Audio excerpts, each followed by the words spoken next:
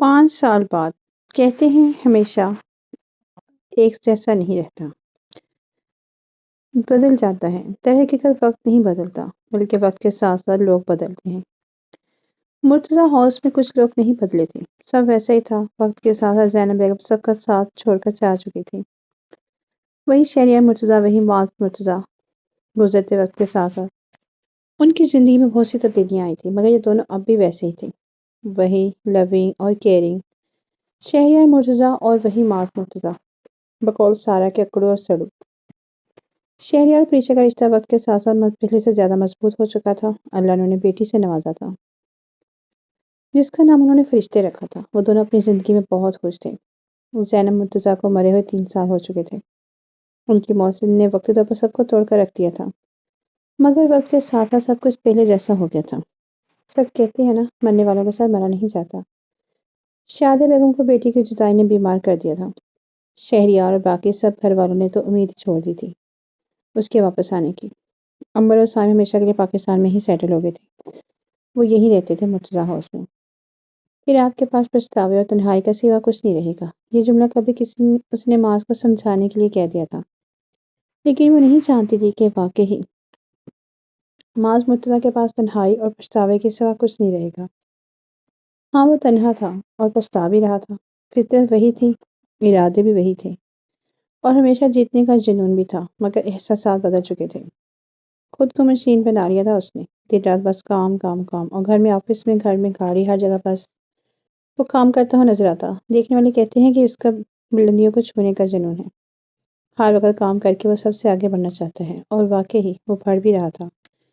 اس کا بزنس بہت سے ملکوں میں پھیلتا جا رہا تھا، کامیابی اس کی قدم چوم رہی تھی، مگر معاذ مرتضیٰ کے لیے یہ صرف ایک کوشش تھی، یادوں کو بلانے کی کوشش۔ معاذ اس کی ہر کہی بات اور اس کے ہر عمل کو سر جھٹک کر بلا دیا کرتا تھا، مگر یادوں کو بلانا اتنا آسان نہیں کہ سر جھٹک کر بلا دیا جائے۔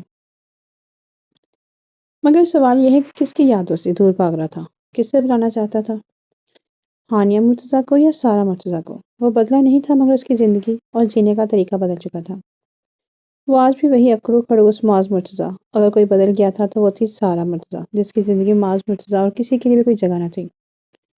ان 5 سالوں میں اس کا مرتضیٰ ہاؤس کے کسی بھی فرد سے کوئی رابطہ نہیں ہوا تھا، کیونکہ وہ رابطہ رکھنا ہی نہیں چاہتی تھی۔ اس سلسلے میں سب بھول چکے تھے کہ ان کے گھر میں کوئی سارا مرتضیٰ بھی رہتی تھی یا نہیں۔ سب کچھ جان کر بھی وہ انجان بنی ہوئی تھی، خود کر خود سے جڑے ہر رشتے کو تکلیف دے رہی تھی۔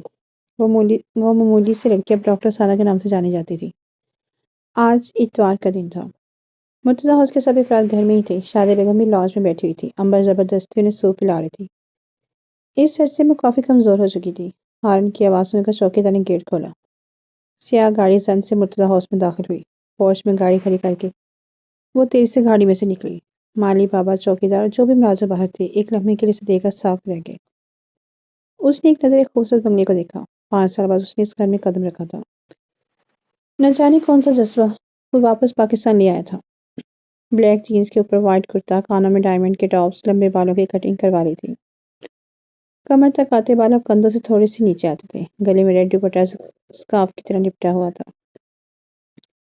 وہ پہلے سے کافی مختلف لگ رہی تھی۔ بی بی جی آپ؟ ایک ملازم بھاگتا ہوا اس نے چونکا ملازم کو دیکھا۔ السلام علیکم بی بی جی۔ وعلیکم السلام۔ اس نے سر اٹھا کر سلام کا جواب دیا اور رہائشی حصے کی طرف بڑھ گئی۔ اس نے لانج میں قدم رکھا۔ امبر جو شادیہ بیگم کو سوپ پلانے کی ناکام کوشش کر رہی تھی، آہٹ سن کر پلٹی۔ سارا؟ وہ شدت سے اسے دیکھ رہی تھی۔ معاذ کی لیپ ٹاپ پر چلتے سے چلتیاں انگلیاں ساخت ہو گئی۔ سب نے چونک کر امبر کی نظروں کے تعاقب میں دیکھا۔ سارا میری بچی۔ شادیہ بیگم منہ پر ہاتھ رکھے بے یقینی سے اسے دیکھ رہی تھی۔ السلام علیکم۔ سارا نے سب کے چہرے کے تاثرات دیکھے، جہاں حیرانی واضح تھی۔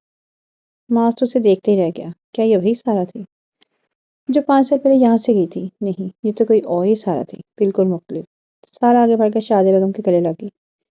شادیہ بیگم اس کے لیے لگ کر کافی دیر روتی رہی۔ باقی سب کی آنکھیں بھی نم تھیں، لیکن مجال ہے جو اس کی آنکھ سے آنسو بھی نکلا ہو۔ وہ لب بینچے سب کو سنجیدگی سے دیکھ رہی تھی۔ پھر سب باری باری اس سے ملے۔ وہ بھی سب سے سرسری سا حال حوال پوچھ لیتی، مگر کسی سے بھی گرم جوشی سے نہیں ملی تھی۔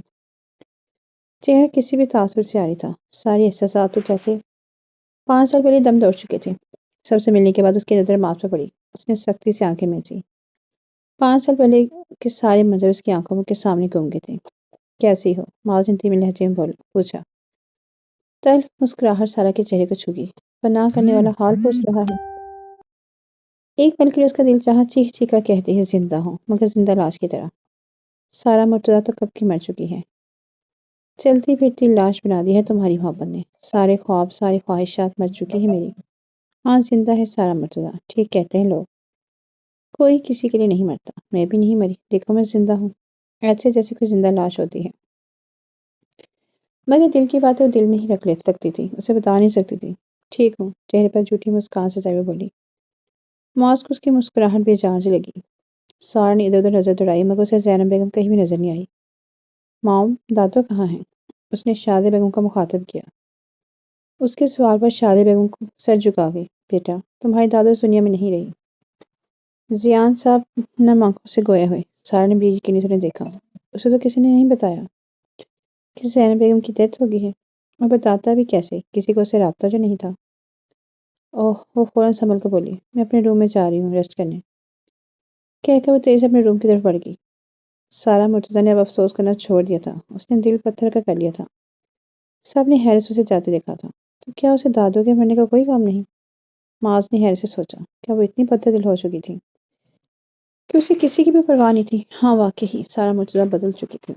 مراسم لاکھ کہہ رہی ہوں، دلوں کے دل سے پھر بھی جب ملے نہ ان کو وہ چاہت کہ جس کے خواب دیکھے ہوں، تو ایسے میں پھر اہل دل وہ پھول غم سے گھبرا کر دلوں پر چوٹ سی کھا کر مراسم توڑ دیتے ہیں۔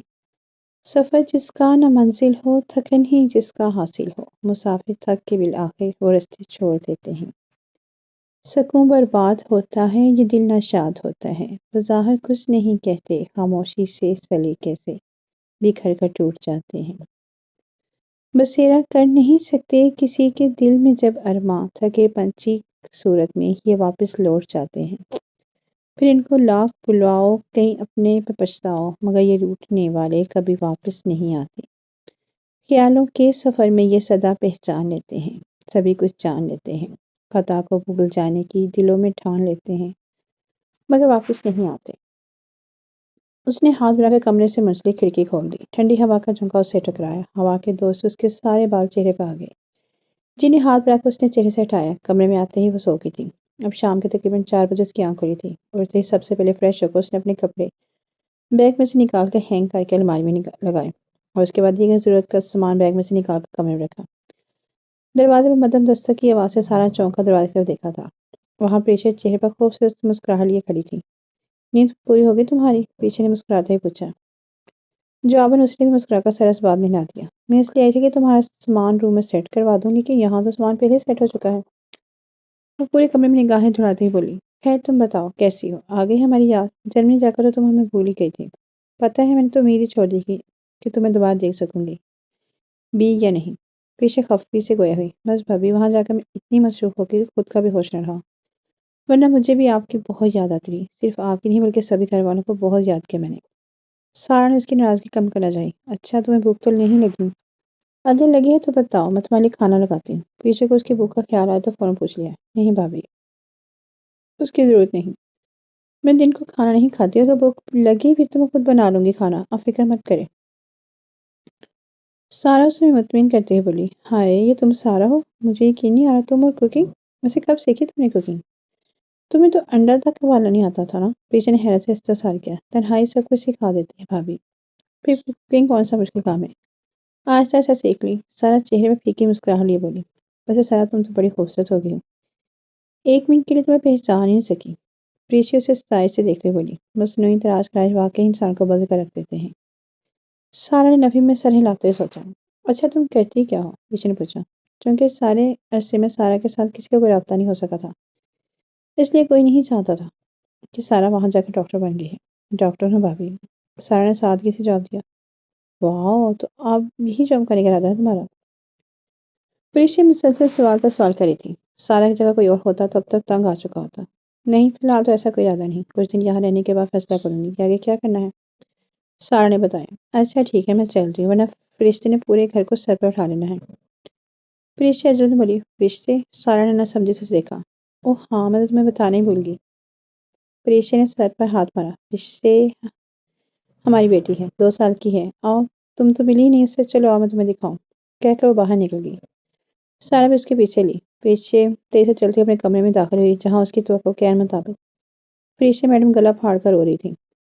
سارا نے حیرت سے اس گول سے بچی کو دیکھا، بالکل شہریار پر گئی تھی، صرف آنکھیں پریشیا کی طرح تھی۔ پریشیا اور شہریار کی اکثر اس بات پر لڑائی ہوئی ہوتی تھی۔ شہریار اسے یہ کہہ کر چلاتا تھا کہ میری بیٹی تم پر نہیں گئی، مجھ پر گئی ہے، اور پریشیا یہ سن کر آگ بگولا ہو جاتی کیونکہ اسے شروع سے ہی شوق تھا کہ اس کی بیٹی اسی پہ جائے، اور پھر ان دونوں کا جھگڑا ہو جاتا۔ سارا نے آگے بڑھ کر فریشیا کو پیچھے سے لے لیا۔ فریشیا سارا کو دیکھ کر کھلکھلا کر تالیاں بجانے لگی۔ بھابھی مجھے پہچانتی ہیں؟ سارا نے حیرت سے پوچھا۔ ہاں، کیونکہ میں ہر روز اسے تمہیں تصویر دکھاتی ہوں، اسے تمہیں اس کے لیے انجان نہیں ہوں، فریشیا نے مسکرا کر کہا۔ اچھا تو پھر میں اسے باہر لے جا رہی ہوں۔ سارا خوشی خوشی فرشتے کو کمرے سے باہر لے گئی۔ سارا کی جانب فریشیا نے LCD آن کر کی اور ڈرامہ دیکھنے لگی۔ وہ ڈرامہ دیکھنے میں اتنی بزی تھی کہ اسے کسی کی موجودگی کا احساس ہی نہ ہو سکا۔ شہری آہستہ سے چلتا ہوا پیچھے کے پاس گیا، اپنا منہ اس کے کان کے قریب لے جا کر زور سے چیخا، یا اللہ! پیچھے زور ڈر کے اچھلی۔ ہاں ہاں ہاں، مس چڑیل ڈر گئی، شہریار کہکا لگاتے ہوئے بولا۔ یہ کیا مذاق ہے شہریار، آپ نے تو مجھے ڈرا ہی دیا تھا، اگر میرا ہارٹ فیل ہو جاتا تو؟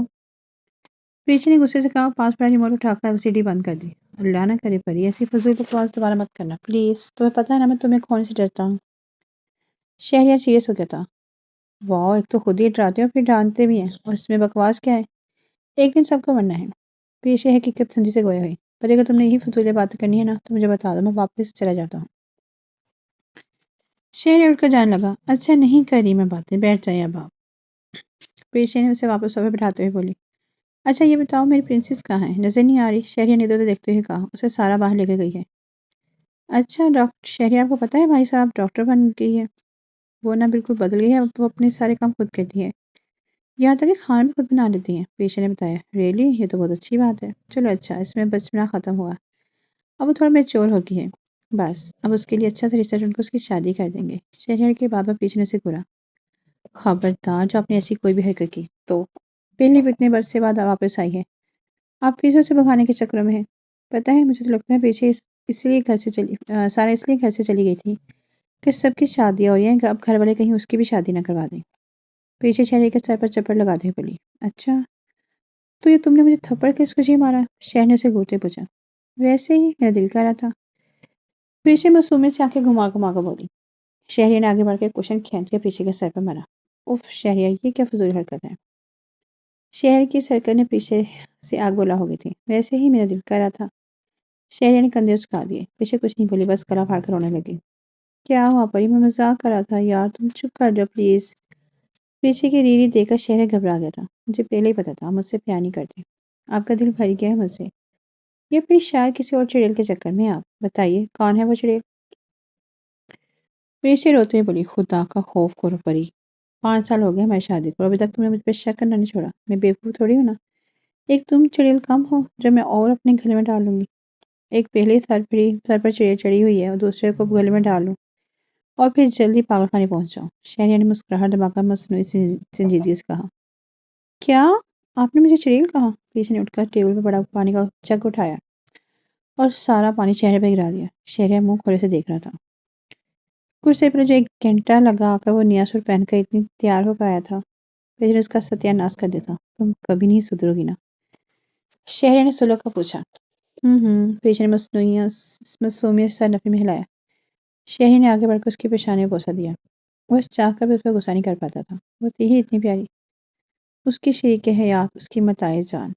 پیچھے مسکرا دی، اچھا اب مجھے اچھی سے چائے پلا دو۔ شہریار بولا، آپ نے مجھ سے شادی صرف چائے پلانے کے لیے کی ہے؟ پیچھے نے آنکھیں سکیڑتے ہوئے پوچھا۔ شہریار نے نفی میں سر ہلایا، تمہیں تنگ کرنے کے لیے بھی کی ہے۔ شہریار پیچھے کے بال بگاڑ کر کہکا لگاتے ہوئے بھاگ گیا۔ پیچھے کی آنکھیں پھٹی کی پھٹی رہ گئیں، مسکرا کر ہوئے نفی میں سر ہلاتے ہوئے اس کے لیے چائے بنانے چلی گئی۔ سارا فرشتے پیچھے کے حوالے کر کے اب کچن میں جا رہی تھی۔ جب سے یہاں آئی تھی اب تک اس نے کچھ نہیں کھایا تھا، بھوک کا احساس ہوا تو وہ کچن کی طرف بڑھ گئی۔ سیڑھیاں اتر وہ تیز سے قدم بڑھا رہی تھی کہ ایک دم وہ رکی، سامنے موجود کمرے کا بند دروازہ دیکھ کر وہ چاق رہ گئی، جسے لاک کر دیا گیا تھا۔ ششت سے اس بند دروازے کو دیکھ رہی تھی۔ ہانی آپی کہاں ہے؟ ان کی شادی تو ماں سے ہے، مگر وہ ہے کہاں؟ جب سے میں یہاں آئی ہوں مجھے کہیں نہیں دیکھی۔ نہ ہی کسی نے اس کا ذکر کیا۔ ماں سے پوچھتی، انہیں تو پتہ ہی ہوگا کہ وہ کہاں پہ ہے۔ وہ برف اتار سے کچن کی طرف بھاگی۔ کچن میں پریشے اور شادی بیگم موجود تھی۔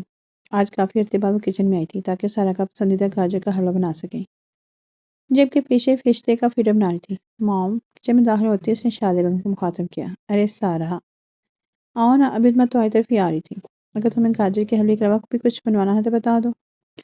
شادی بیگم خوشی سے بولی، مام ہانی آپ ہی کہاں ہیں؟ سارا نے کی بات کو نظر انداز کرتے ہوئے پوچھا۔ شادیہ بیگم کے ہاتھ سے برتن چھوٹ کر گر گیا۔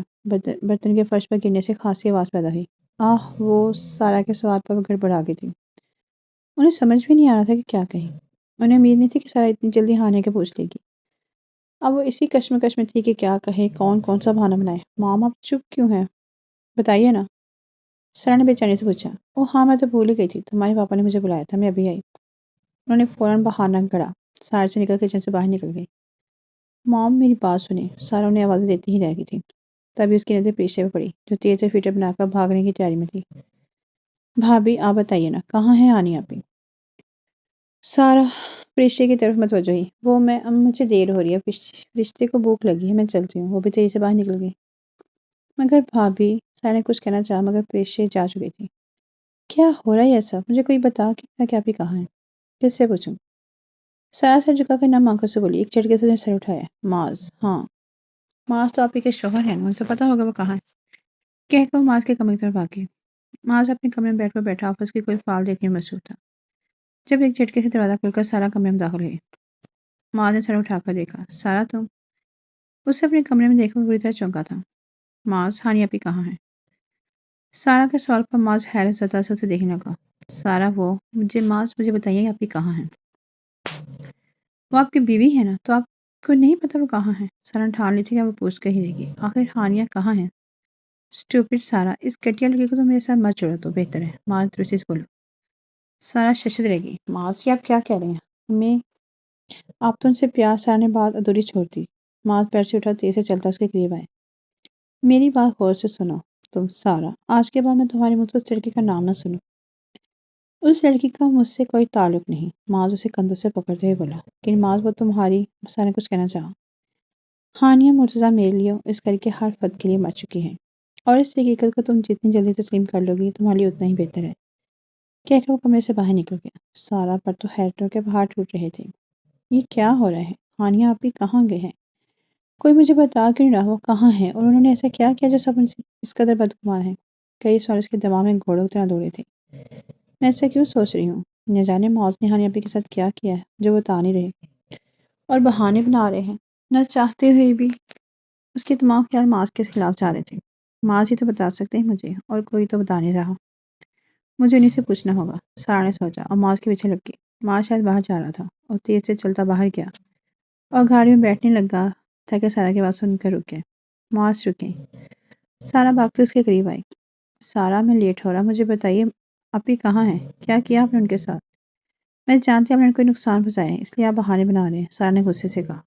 سارا تمہارا دماغ خراب ہو گیا ہے، کچھ بھی بول رہی ہو؟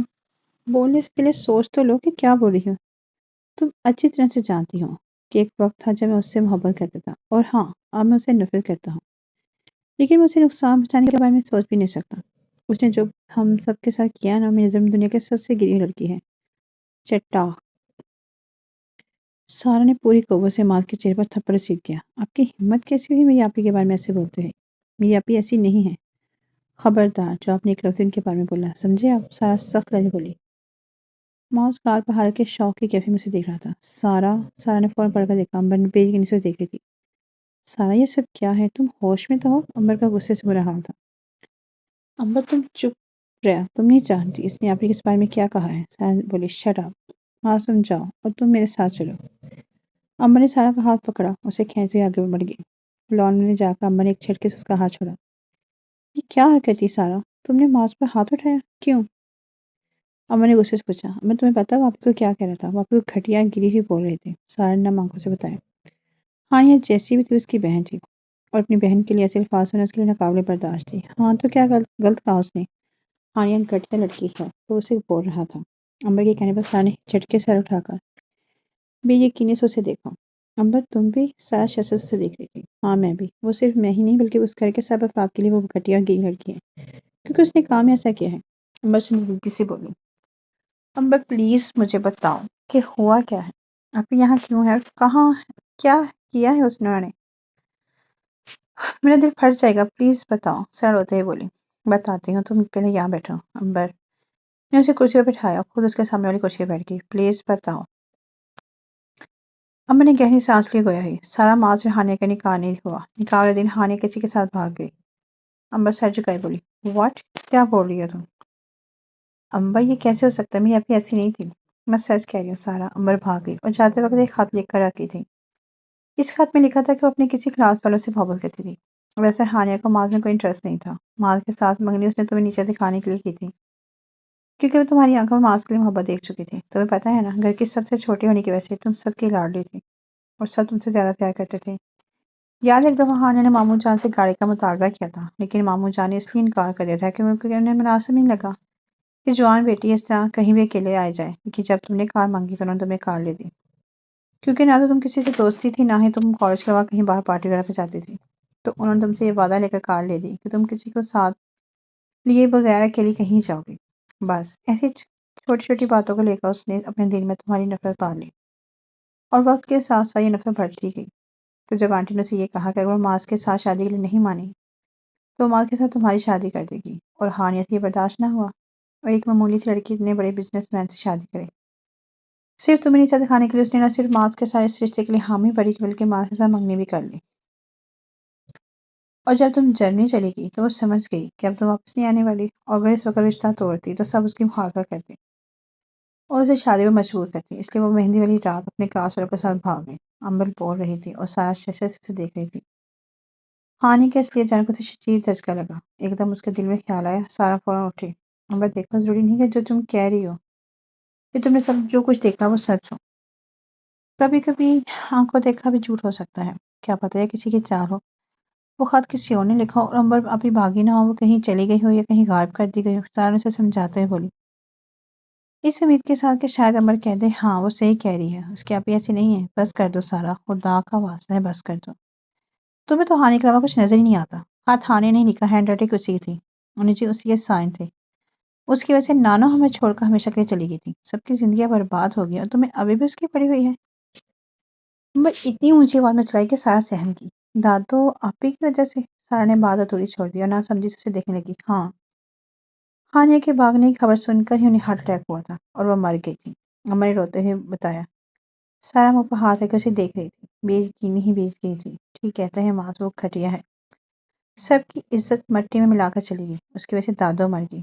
ممانی جان کے لیے پہلے یہ دکھ کم تھا کہ ان کی ایک بیٹی ہمیشہ ان سے دور جا چکی تھی، اور یہ اور دکھ ان پر پہاڑ کی طرح ٹوٹا۔ ان کی بڑی بیٹی جس پر انہیں مان تھا وہ خاندان کی عزت برباد کر کے بھاگ گئی، اس کے بعد وہ بیمار کو اس طرح بستر پر پڑی کہ پھر نہ اٹھی۔ آج تم آئی ہو تو وہ کچھ بہتر ہے، ورنہ ہم تو آس ہی چھوڑ دی تھی کہ ان کی صحت یابی کی۔ اور ماس، اس کے لیے تو قیامت سے کم نہ تھی یہ خبر۔ ہانیہ کی بے وفائی نے اسے کہیں کا نہیں چھوڑا۔ سارا اگر تکلیف میں تم ہونا تو وہ ابھی تک خوشیوں میں نہیں کھیل رہا، اذیت کی انتہا پر ہے وہ کو ایک مشین بنایا ہے اس نے۔ بس سارا ہے، وہ کچھ نہیں ہے اس کے پاس سوائے تنہائیوں کے۔ ہانیہ صرف اپنی انا کی تسکین کے لیے کتنی زندگیاں برباد کرتی ہے، اللہ کرے وہ کبھی خوش نہ رہے، ہمیشہ تکلیف سہتی رہے، تڑپ تڑپ کر مر جائے۔ امبر گرائی۔ سارا تڑپ کر اس کے منہ پر ہاتھ رکھا۔ نہیں امبر پلیز، میری اپی کو ایسا مت کہو پلیز، کہتے کہتے سارا زمین پر بوس ہو گئی۔ امبر نے حیرت سے دیکھا۔ سارا سارا کیا ہوا تمہیں؟ اٹھو۔ امبر نیچے بیٹھ کر اسے اٹھانے کی کوشش کرنے لگی، مگر سارا بے ہوش ہو چکی تھی۔ اوہ گاڈ، کیا کروں؟ شہریار بھی گھر پہ نہیں ہے۔ ہاں ماس کو فون کرتی ہوں۔ امبر نے ہاتھ بڑھا کر ٹیبل پر بڑا فون اٹھایا اور ماس کو کال کی۔ ہیلو ماس، جلدی کراؤ، سارا بے ہوش ہو گیا پلیز۔ امبر نے کہہ کر فون بند کر دیا۔ بھابھی، ممانی جان، اس نے سب کو آواز دینا شروع کر دی۔ کچھ دیر میں سب جمع ہو گئے تھے۔ سارا میری بچی، میری جان آنکھیں کھولو، ارے کوئی ڈاکٹر بلاؤ، چادر میں اس کی ہاتھ ملتے ہی بولی۔ تبھی ماس کی گاڑی زن سے گھر میں داخل ہوئی۔ گاڑی سے نکل وہ بھاگتا وہاں آئے، ہٹے، سب کو ہٹا کر اس نے سارا کو اٹھایا اور گاڑی میں ڈالا، سب لوگ اس کے پیچھے بھاگے۔